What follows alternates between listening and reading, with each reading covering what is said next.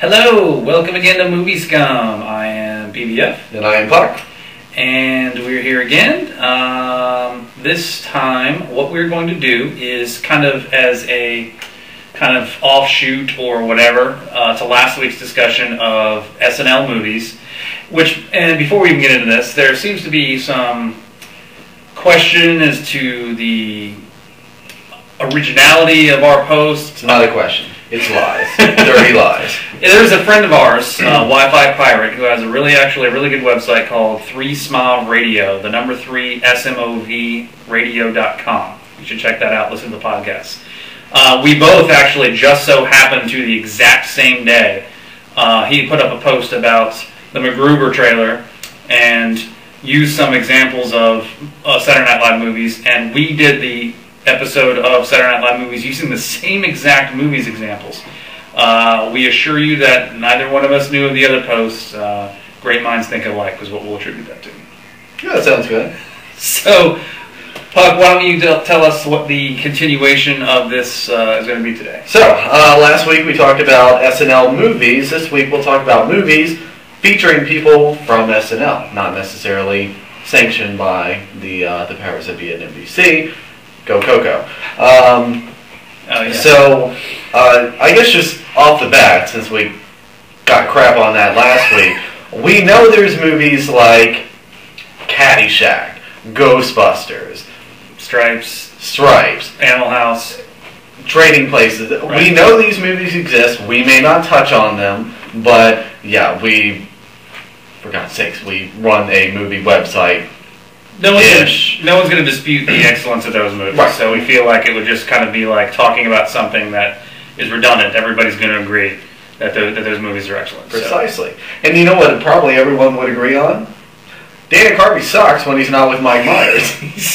He's in an alarming number of movies, and I remember I think my first exposure to him outside of Saturday Night Live was a movie called Opportunity Knocks, which was in 1990 that I saw in the theater. And it was a piece of crap, and I remember him pretending to be somebody he wasn't, and I think there was a house-sitting scenario involved. I want to say there was something about the Chicago Cubs even, but man, that was not a good movie. No, not at all. Well, that sounds right on par with 1994's Clean Slate that had chick from Hot Shots, Valeria Golino. Yes, yeah, so that would be her. He had some sort of amnesia. He couldn't remember something from the day before, so he had like a chalkboard. There was a dog in it. Yeah, something like that. Yeah, it blew as well. So between that, best Dana Carvey role, probably Halloween 2. No speaking parts. I actually liked him in a movie called Moving, which had Richard Pryor in it, and another Saturday Night Live alum, Randy Quaid. It was a little bit bigger than that role, but he was hired by Richard Pryor to drive his Saab across country because they were moving for his job. And he showed up and was well dressed and was like a college kid just trying to make some money.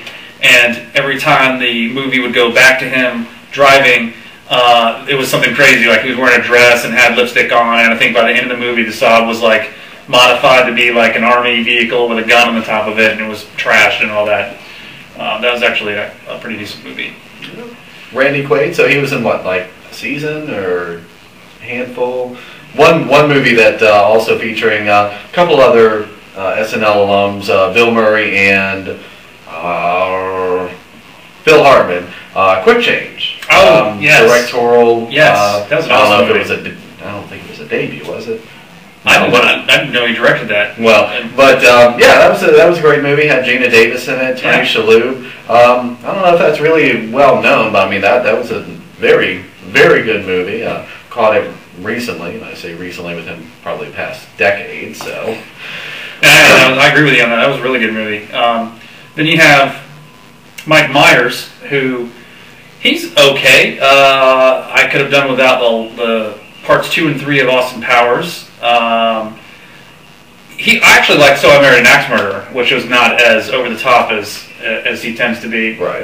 That was just on the other day too. I actually think that movie's really funny, not just because of him, but Michael Richards actually is in that, and so is Charles Grodin is actually really funny in that movie.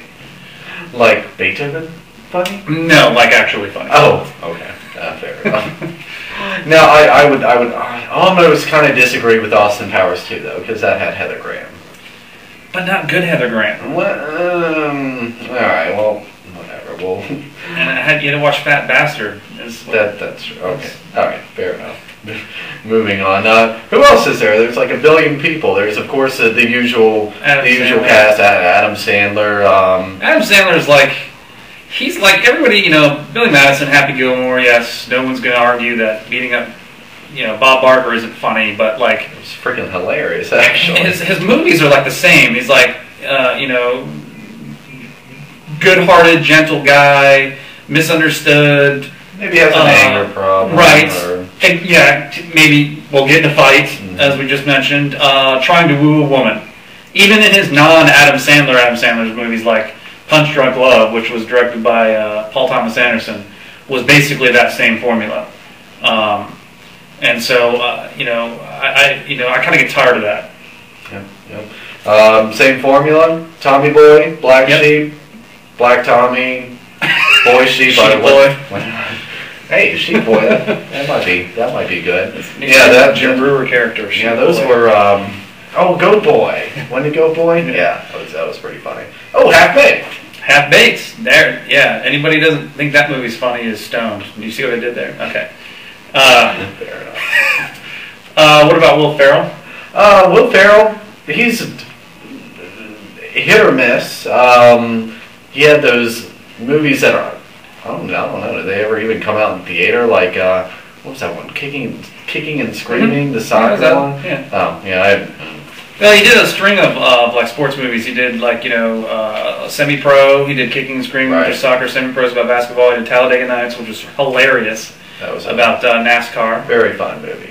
He was in Old School, which was really good, I thought. Step Brothers was okay. I definitely laughed out loud in some of that, but it wasn't as good as like Talladega Nights or something like that. Talladega Nights, I mean, that's almost as quotable as Monty Python and the Holy Grail is. I mean, it was just every line in that movie's funny. Oh, I think veering off topic, Gary Cole, is freaking hilarious. Yes, Gary Not Cole. SNL, but No. he's still quite a comedic genius. Yes, he is very funny.